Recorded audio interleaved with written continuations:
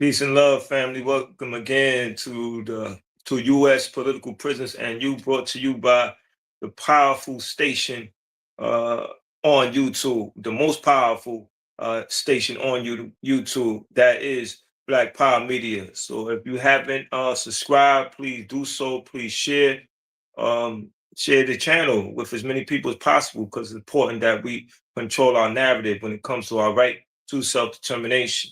The International African Arts Festival 2026.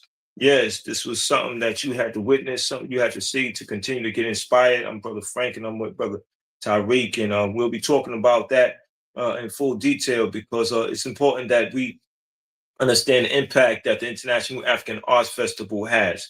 It's been around for 55 years. This was a new place, a new venue. Still, it brought thousands of our people together, or from all over the world, and it just made me realize the power that we have as people when we decide that this is how we're going to live. This is how we're going to treat one another. This is how we're going to coordinate for our self determination, and this is how we express it. So, when we say culture is a weapon, indeed, that's what we did on July 3rd, July 4th, and July 5th. I was there for the 4th, and I was there for the 5th.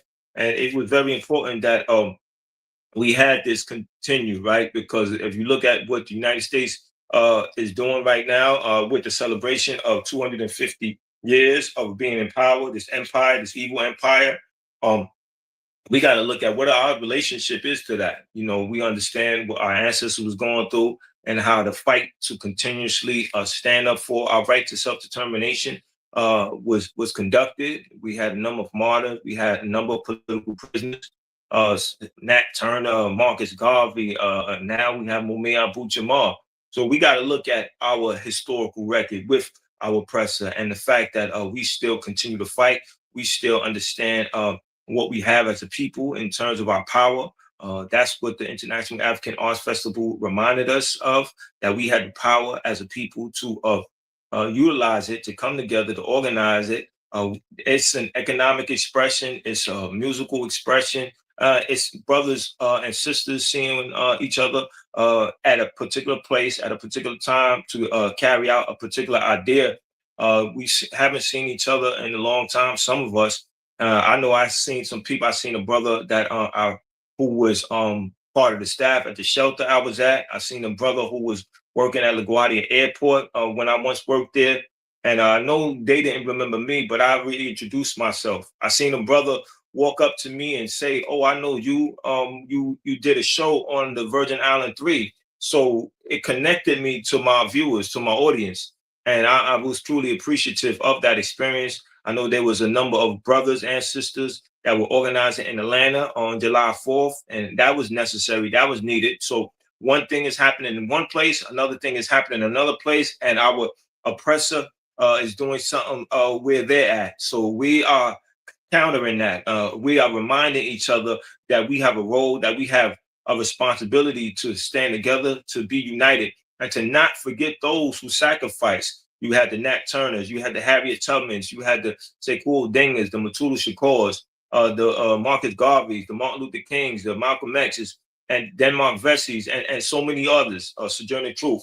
Uh, Fannie Lou Hamer, and so many more, that when you talk about the 200 years of this empire being in existence, you're talking about 250 years of us resisting, of us fighting back, of us saying that, we're not going to tolerate any mistreatment of our people, because we know where this goes and how far it's going to go. And we know that one generation is going to have to deal with even more oppression if we don't decide that in our lifetime that our generation is going to confront it, is going to stand up, is going to decide that, this mistreatment will not go on any longer.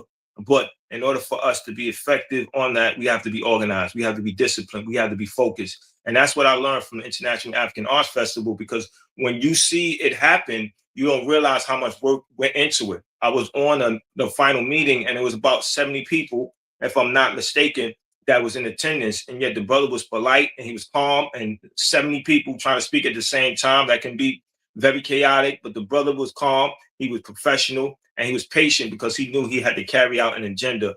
So I was really appreciative, and I can only imagine the preparation that went into what was done in Atlanta, Georgia. So we're looking at the final product, but yet it was a lot of focus, it was a lot of discipline, it was a lot of internal struggle in terms of how the format should be to get these two things to happen. But yet we see what happened, and we see the inspiration that our people had. So we need to be very proud of ourselves to get these things conducted. So I'm going to ask my brother the first question. Are you ready for me to ask you the first question, or you have something you want to say first? No, I'm going to introduce myself. Go ahead. Oh, all right. Go ahead. Introduce yourself, brother. Yeah. Okay. Peace and love, family. Free all political prisoners of war. I am Tariq. I am a Black Panther. I am a former member of the Black Liberation Army. I spent 17 years in numerous American death camp prisons as a political prisoner of war. Free all political prisoners. As you know, our enemies are celebrating 250 years of independence, but we, independence and their freedom, but we were not free for another 89 years. In 1865, they are talking about 1776, and we were not free until 89 years later at the conclusion of the Civil War. And our freedom was primarily brought about by the existence of 200,000 Black soldiers who joined the Union Army. The government is saying they have been free for 250 years. Clearly, there is no discussion about Black people. We didn't get free for another 89 years. So we want to be mindful of that. Okay, Frank. Yes. Thank you, brother. I noticed that my African flag was upside down. That was not intentional. That was an accident. So I didn't want to disrespect the motherland. So I'm just going to take it off for this time and make sure it's up correctly. So sorry for the brief interruption and the minor distraction for that.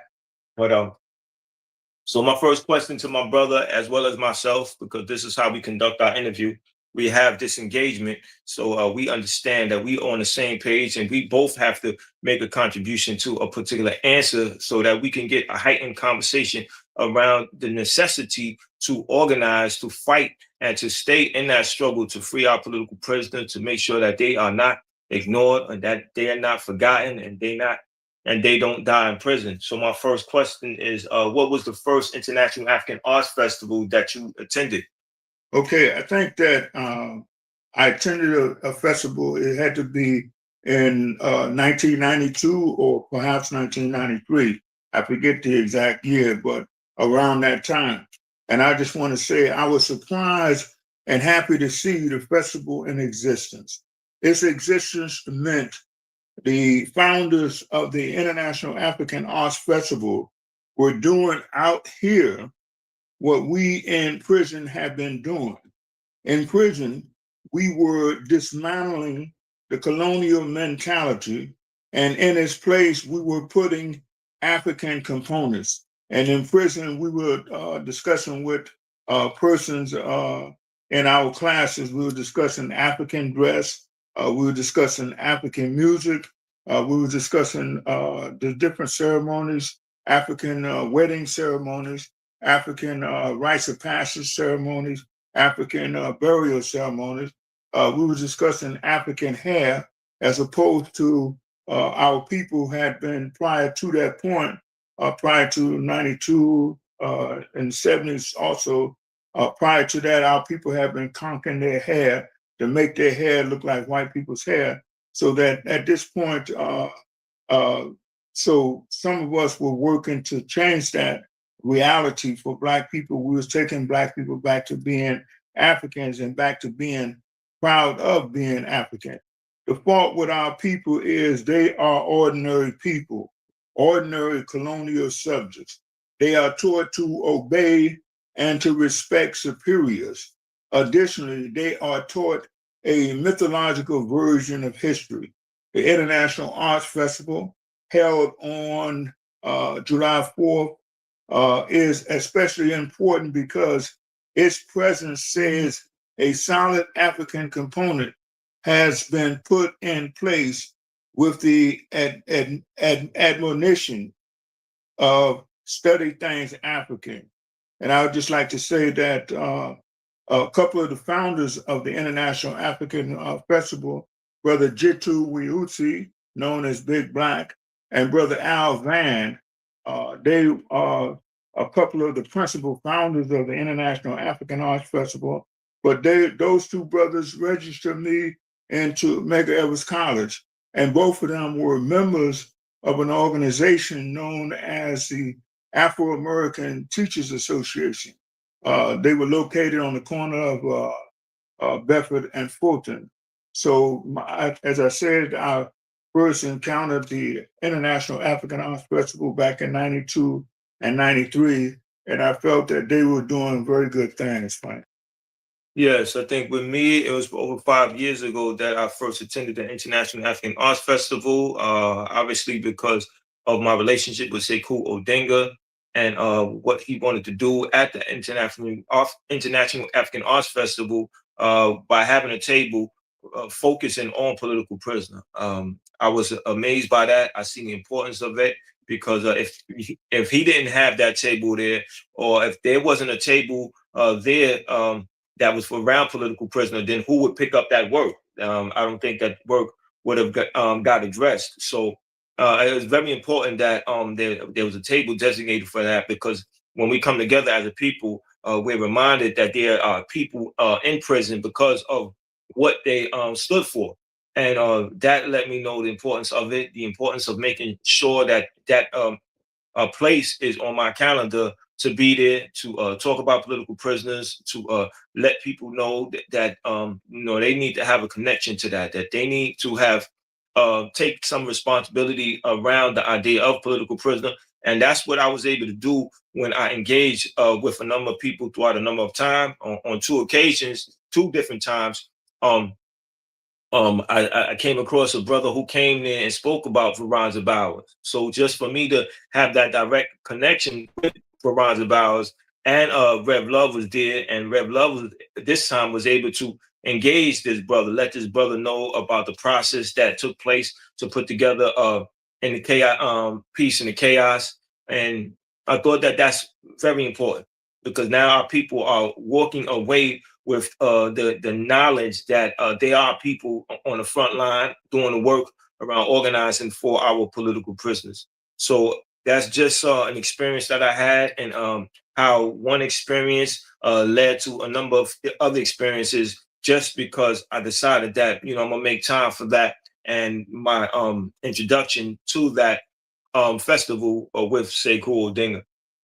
But you even went into a longer history of it, and I appreciate that, because now we understand how things go from one phase to another phase, and how people who are brought to something have that responsibility to share their experience, their knowledge with others. So now others can do the same thing to others, and now we could grow the population in terms of their political consciousness about the impact and the power of culture. My next question, what statement does the International African Arts Festival make to the international community?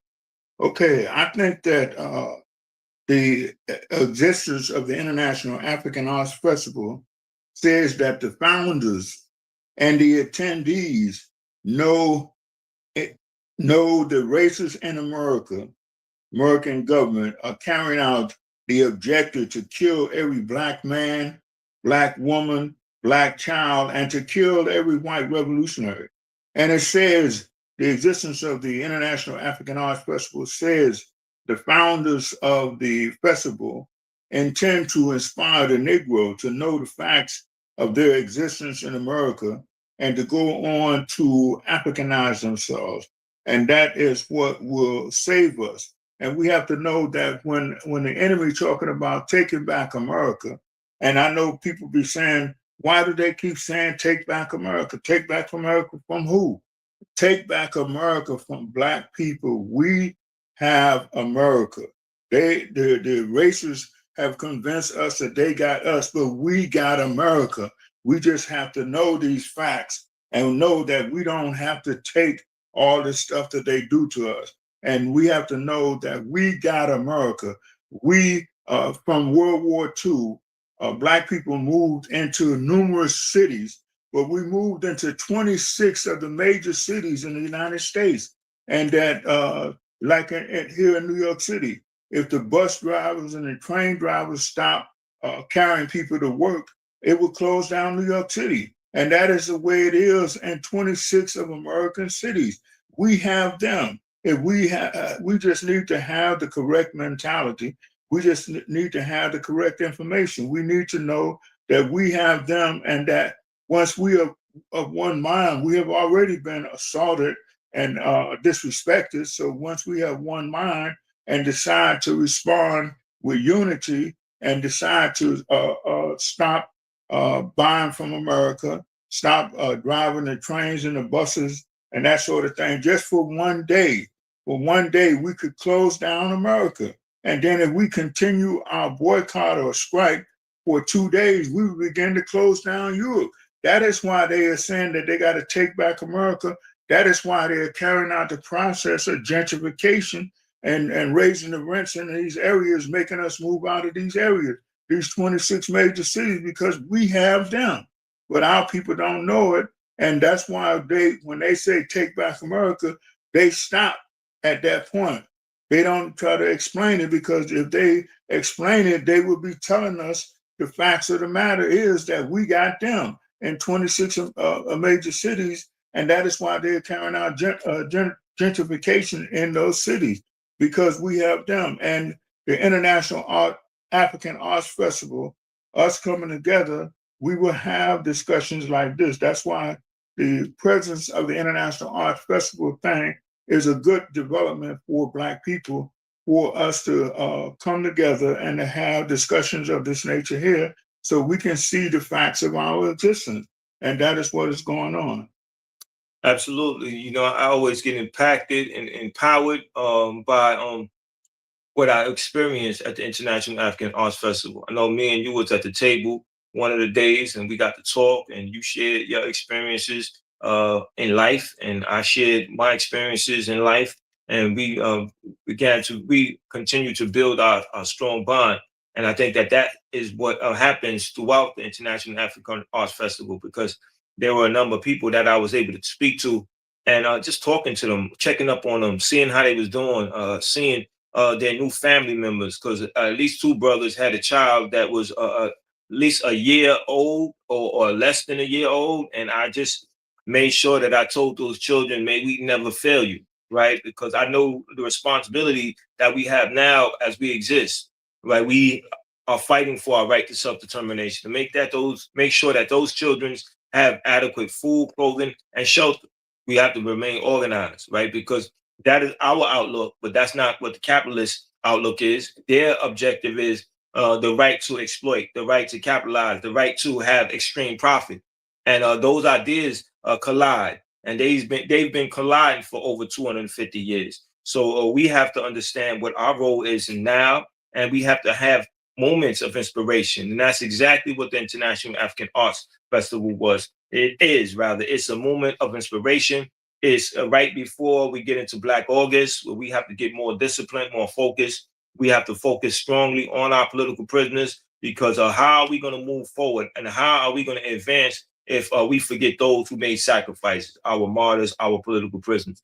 You know, there's a serious contradiction that needs to be addressed and cannot be avoided, because it's going to always be manifested at another time with another generation, and they're going to have to make a decision. How do they relate to this particular situation? And that's what I realized the International African Arts Festival does. It allows for strong dialogue.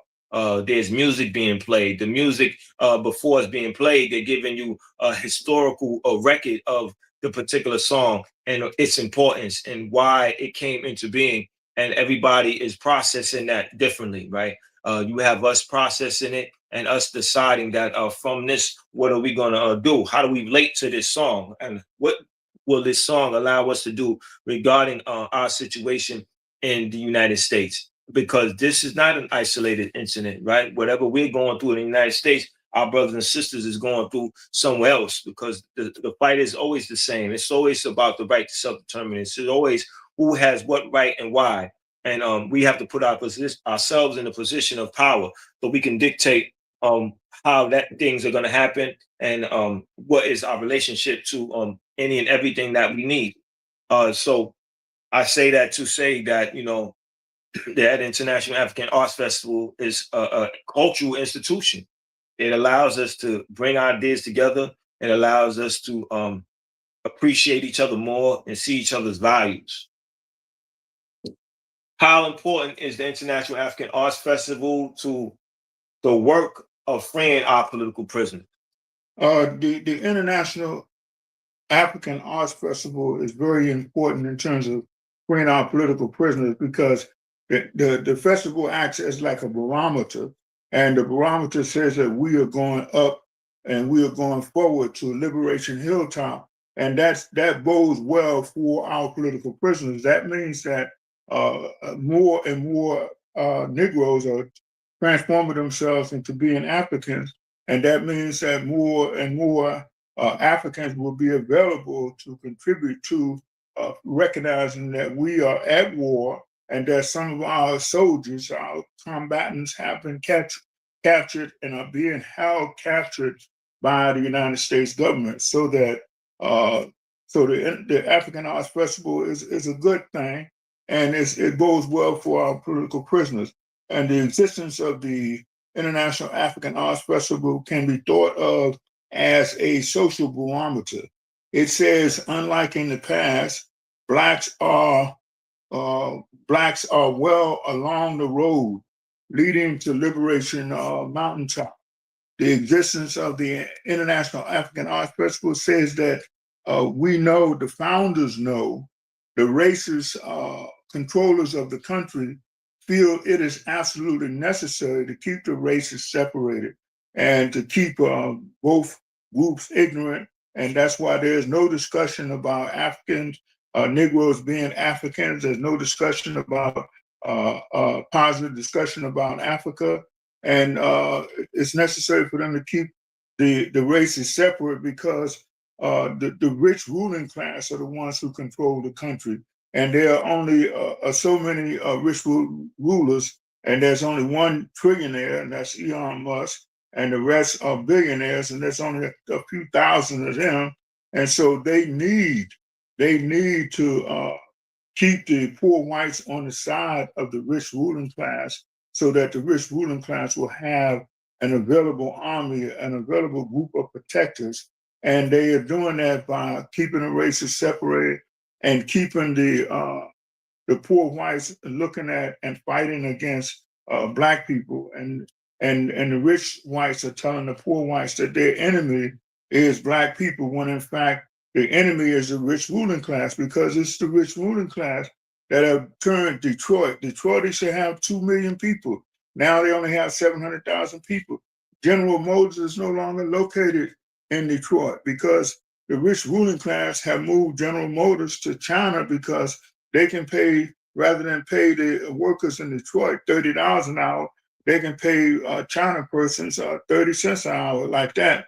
And so the rich ruling class, they're loyal to making the dollar. They are not loyal to white people, but the rich ruling class have a group of persons who are telling poor whites a bunch of lies, that their enemy is black people. They're saying that the immigrants, Jose and Martha, that took their jobs belonging to whites, and they're saying that white women even have taken the jobs that should go to white males.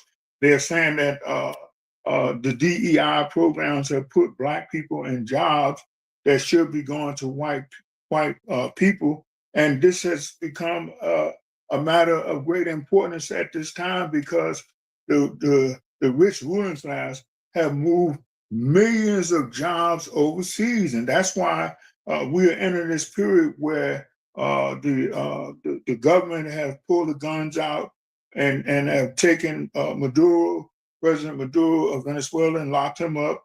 They killed the president of Iran, the supreme leader, and I express my condolences to the passing of the supreme leader in Iran. And I understand that they're having a funeral today, a funeral procession that's going to last for 9 days. But I express my condolences. I'm sorry for his passing. But during this period, the government is out of money, and that's why they're going becoming rabid racists at this point, because they need for blacks and whites to fight against each other so that they can have the poor whites on the side of the rich ruling class and say that the rich ruling class are the friends of poor whites, when in fact that's not the case. The rich ruling class have moved millions of jobs overseas, and the immigrants, Mexican immigrants, the few jobs that they have is nothing compared to the millions of jobs that have been taken overseas. And that's why Detroit is considered the Rust Belt. Pittsburgh is considered the Rust Belt cities. Jobs been moved out. Gary, Indiana, Alabama, places in Alabama where they had the steel mills.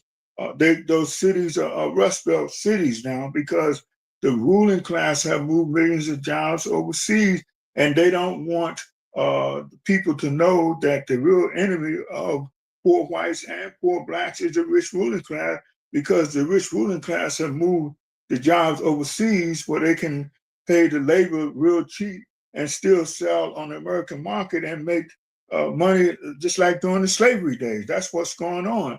And so it's absolutely necessary that they keep trying to provoke us, showing that Obama and Michelle is monkeys and that sort of thing, and saying that black people are carrying out genocide on white Christians in Nigeria, telling the poor whites, feeding them a diet, a select diet of lies and misinformation to keep them on the side of the rich ruling class, because the rich ruling class is not going to defend themselves. And if they did, it's only a few thousand of them. So the gang down the street could take them on. So that's why they are desperate to keep the races separated. And that is what we're dealing with.